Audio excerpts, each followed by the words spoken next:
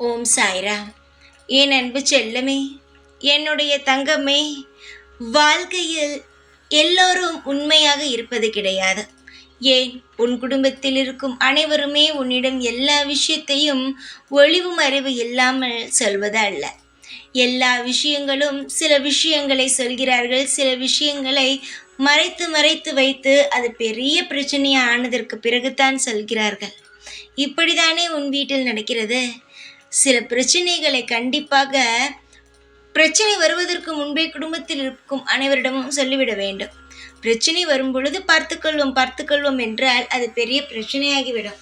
ஒன்று சொல்கிறேன், அனைவரும் காதில் வாங்கி கொள்ளுங்கள். எந்த பிரச்சனையும் வாழ்வில் நெருங்க விடக்கூடாது என்றால் குடும்பத்தில் இருப்பவர்களிடம் உண்மையாகவே இருக்க வேண்டும். உண்மையானவர்கள் குடும்பத்தில் இருப்பவர்கள் என்றுதான் ஒவ்வொருத்தோரும் நினைப்பார்கள். ஆனால் அவர்களுக்கே துரோகம் செய்யும் பொழுது பிரச்சனைகள் அதிகமாகத்தானே வரும்.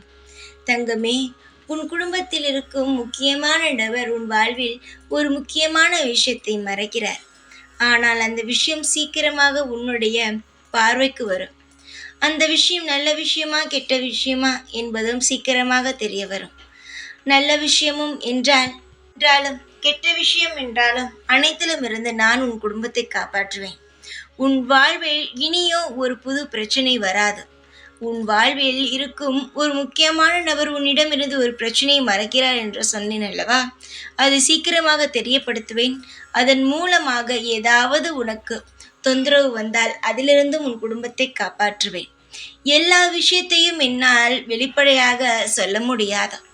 இப்படி நடக்கப் போகிறது என்பதை மட்டும் சொல்வேன். ஆனால் எப்பேற்பட்ட கஷ்டமோ நஷ்டமோ அதிலிருந்தும் நான் உன்னை மீட்டெடுப்பேன்.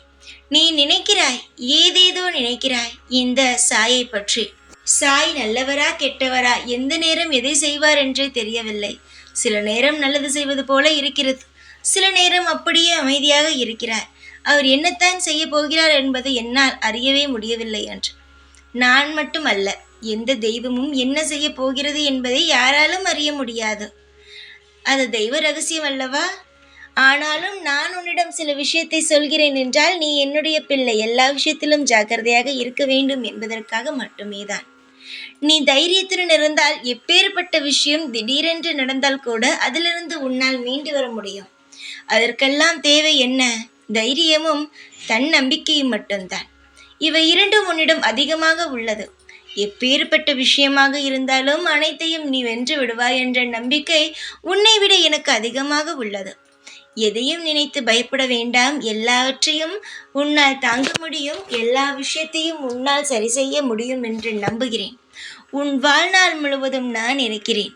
எப்பேற்பட்ட பிரச்சனை வந்தாலும் எதையும் நினைத்து கவலைப்படாமல் நான் இருக்கிறேன் என்ற நம்பிக்கையோடு என் கையை இறுக்கமாக பிடித்து கொண்டு என்னுடன் வா. உன் வாழ்நாள் முழுவதும் நான் உன்னை காத்து அருள் புரிவேன். தைரியமாக இரு. எப்பொழுதும் உன் கூடவே இருப்பேன். இந்த சாய்நான். ஓம் சாய்ராம்.